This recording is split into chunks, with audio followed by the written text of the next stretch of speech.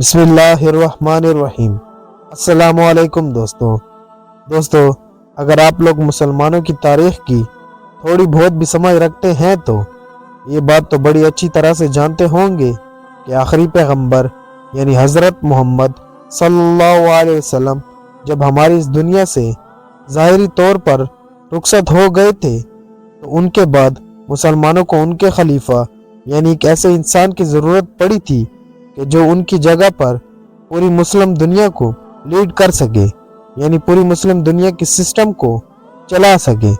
اور ایسی بڑی پوزیشن پر ایک انسان کو بٹھانے کے لیے مسلمانوں نے اپنے آپسی مشورے کے بعد پیغمبر حضرت محمد صلی اللہ علیہ وسلم کے ہی ایک قریبی ساتھی، بلکہ جو ان کے رشتے میں سسر بھی لگا کرتے تھے، یعنی حضرت ابوبکر صدیق رضی اللہ تعالیٰ عنہ کو چن لیا تھا، اور اس طرح سے یہ مسلمانوں کے پہلے خلیفہ بنے تھے اور یہی پوری مسلم دنیا کو کنٹرول کرتے تھے۔ ان کے بعد حضرت عمر رضی اللہ تعالیٰ عنہ کو چنا گیا تھا، ان کے بعد حضرت عثمان غنی رضی اللہ تعالیٰ عنہ کو، اور ان کے بعد حضرت علی شیر خدا رضی اللہ تعالیٰ عنہ کو چنا گیا۔ حضرت علی رضی اللہ تعالیٰ عنہ کے بعد حضرت حسن رضی اللہ تعالیٰ عنہ بھی لگ بھگ 6 مہینے تک لگاتار اس پوزیشن پر بیٹھے رہے تھے، مگر ان کے بعد خلافت کا یہ سلسلہ پوری طرح سے ختم ہو گیا تھا، یعنی خلافت صرف 30 سال تک ہی آئی تھی۔ اس کے بعد شروعات ہوئی تھی سلطنتوں کے دور کی، یعنی پھر مسلم سلطنتوں نے جنم لینا شروع کر دیا تھا۔ مسلمانوں کی تاریخ کی سب سے پہلی سلطنت کا نام تھا سلطنت بنو امیہ، اور اس کے پہلے جو حکمران تھے یعنی بادشاہ، ان کا نام تھا حضرت امیر معاویہ رضی اللہ تعالیٰ عنہ یزید کے، جس کے اشارے پر ہی آخری پیغمبر یعنی حضرت محمد صلی اللہ علیہ وسلم کے نواسے یعنی حضرت امام حسین رضی اللہ تعالیٰ عنہ کو کربلا کے میدان میں شہید کیا گیا تھا۔ وہ بھی اسی سلطنت کا دوسرا حکمران تھا، یعنی کہ دوسرا رولر تھا۔ آپ کو بتاتے چلیں کہ ویسے تو مسلمانوں کی تاریخ بہت ساری چھوٹی بڑی سلطنتوں سے بھرا پڑا ہے، مگر پھر بھی جو پوری مسلم تاریخ کی 3 سب سے طاقتور اور سب سے مشہور سلطنتیں مانے جاتی ہیں، ان کے نام سلطنت بنو امیہ، سلطنت عباسیہ، اور تیسری سلطنت ہے سلطنت عثمانیہ، جس کو ہم میں سے لگ بھگ سبھی لوگ بڑی اچھی طرح سے جانتے ہی ہیں۔ تو یاد رہے کہ یزید کے اس دنیا سے چلے جانے کے بعد بھی اس کی سلطنت یعنی سلطنت بنو امیہ میں وقت پر ایسے بہت سارے حکمران پیدا ہوتے رہے تھے کہ جنہوں نے یزید کے ہی نقش قدم پر چل کر اہل بیت یعنی حضرت محمد صلی اللہ علیہ وسلم کی نسلوں کے اوپر ظلم کیا تھا، اور ان کے ساتھ ایسے برے سلوک کیے تھے کہ جس کی وجہ سے ان کو اس دنیا میں زندگی گزارنا بھی بڑا مشکل پڑا کرتا تھا۔ مگر ظاہر ہے دوستو، کبھی نہ کبھی ظلم اپنی آخری حد کو پہنچ ہی جاتا ہے، اور ایسا ہی بالکل بنو امیہ کے ساتھ ہوا، کیونکہ ظاہر ہے پوری دنیا ایک لمبے وقت سے اہل بیت کے اوپر بنو امیہ کی طرف سے کیے جانے والے ظلم و ستم کو دیکھ ہی رہی تھی۔ صرف اور صرف ایک چنگاری یا پھر یہ کہیے کہ ایک لیڈرشپ کا انتظار کر رہی تھی، اور یقیناً وہ چنگاری، بلکہ یہ کہیے کہ وہ انقلاب بنو عباس کی شکل میں آ بھی گیا تھا، یعنی ایک ایسا انقلاب کہ جس نے بنو امیہ کو پوری طرح سے تہس نہس کر دیا، اور ایک ایسی بڑی اور طاقتور سلطنت کے جس کو ہرانا ناممکن سمجھا جاتا تھا، وہ ہماری دنیا سے صرف چند مہینے کے اندر ہی ایسے غائب ہو گئی مانو اسلام کی ہماری دنیا میں کوئی سلطنت ہوا ہی نہیں کرتی تھی۔ اور اس طرح سے ایک نئی سلطنت عباسیہ ہماری دنیا میں وجود میں آئی۔ یاد رہے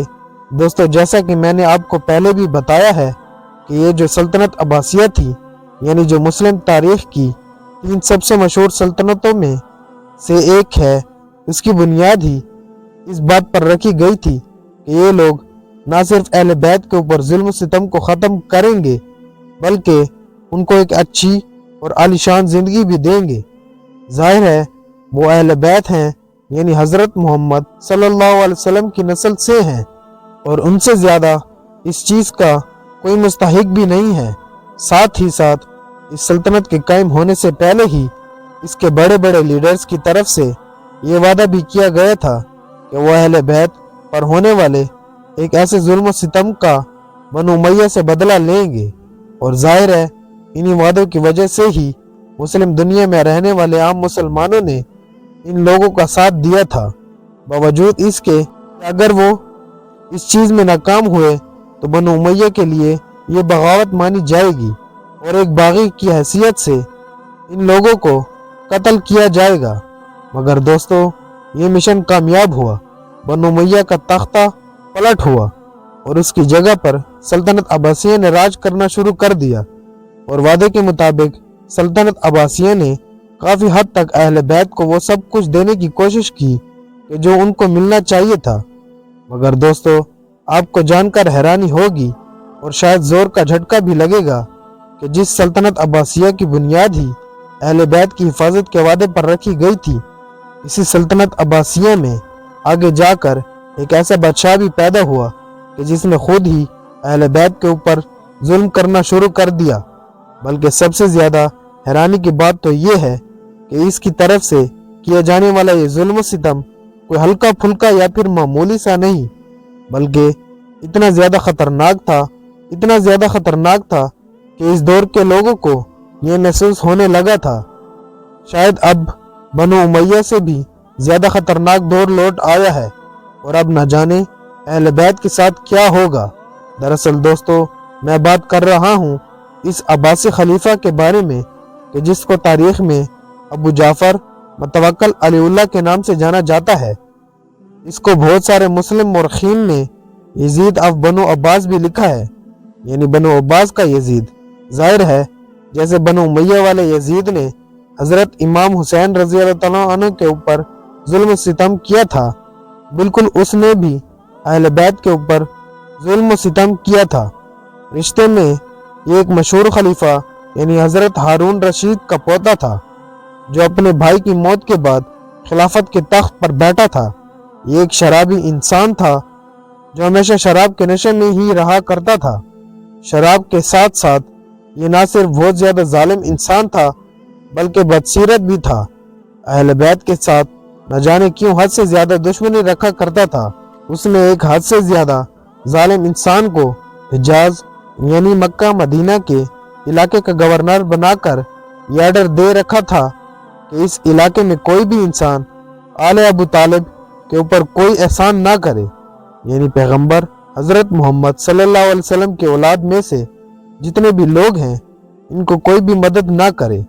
अगर कोई भी इंसान ऐसा करने की कोशिश करे भी तो उसको ऐसी सज़ा दी जाए कि जिस सज़ा के डर से आगे कोई भी ऐसा करने के बारे में सोचे भी ना। इस डर की वजह से ही आहिस्ता आहिस्ता ज़्यादातर लोगों ने अब अहले बैत से दूर रहना शुरू कर दिया था। माशी बाइकाट की वजह से दूसरी तरफ अहले बैत की हालत भी अब ख़राब होने लगी थी, क्योंकि जाहिर है हद से ज़्यादा जुल्म सितम की वजह से अब वो लोग भी अंदर से टूटना शुरू हो गए थे। उनके औरतों के कपड़े आहिस्ता आहिस्ता पुराने होते बोसीदा होकर तार तार हो गए और अब वो चादरों की मदद से नमाज़ें अदा किया करती थी। दूसरी तरफ जो अहले बैत के मर्द हुआ करते थे उनके कपड़ों पर भी बेशुमार पेवन नजर आया करते थे। अहले बैत से ये बादशाह कितनी ज्यादा नफरत किया करता था,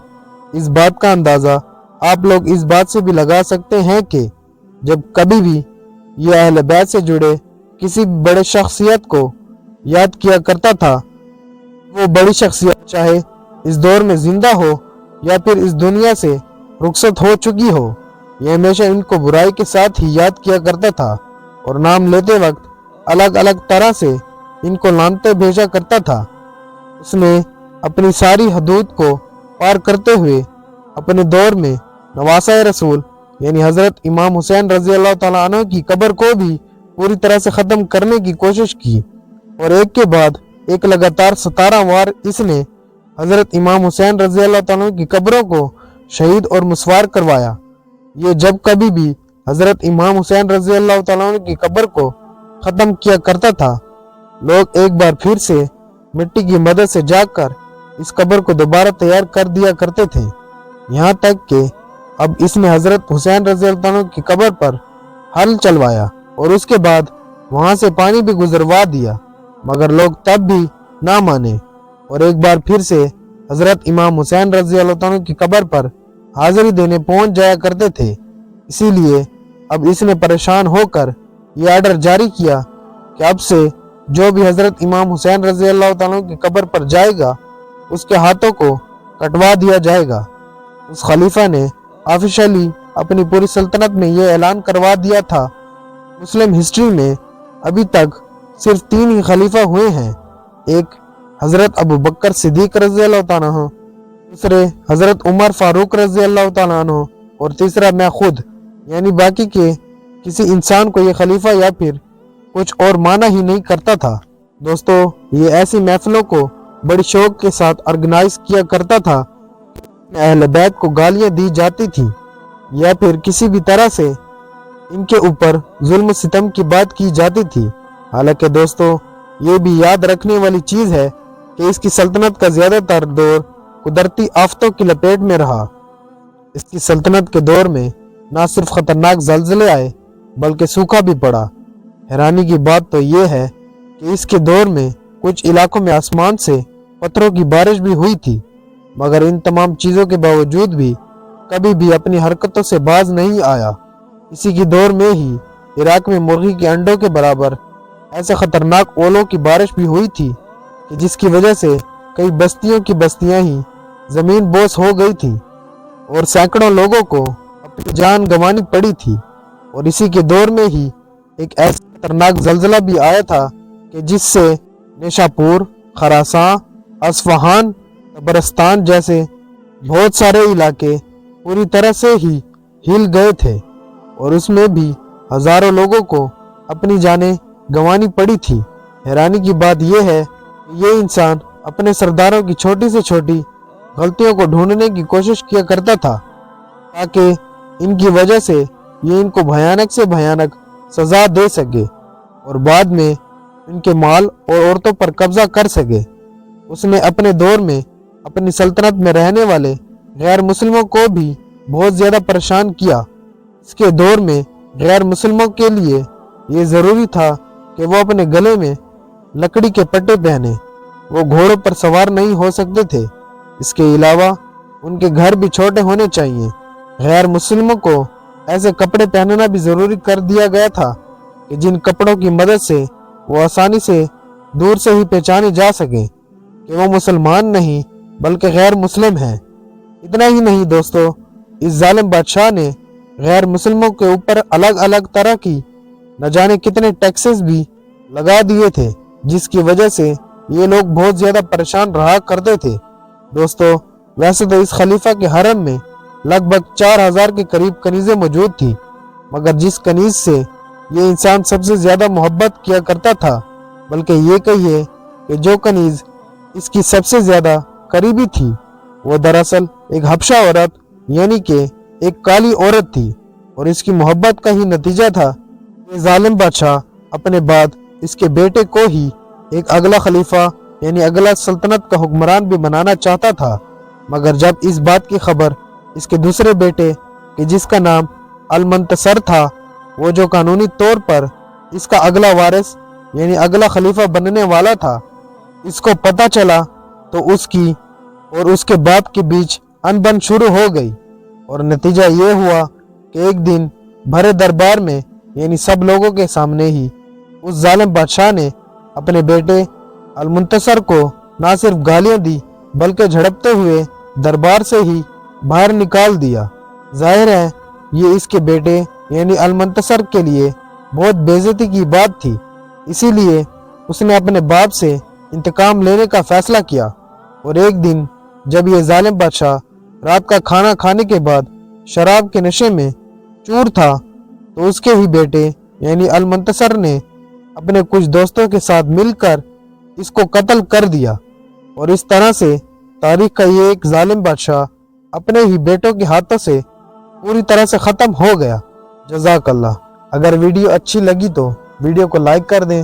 और साथ साथ चैनल को सब्सक्राइब भी कर दें ताकि हमारी लेटेस्ट अपडेट आपको मिलती रहे।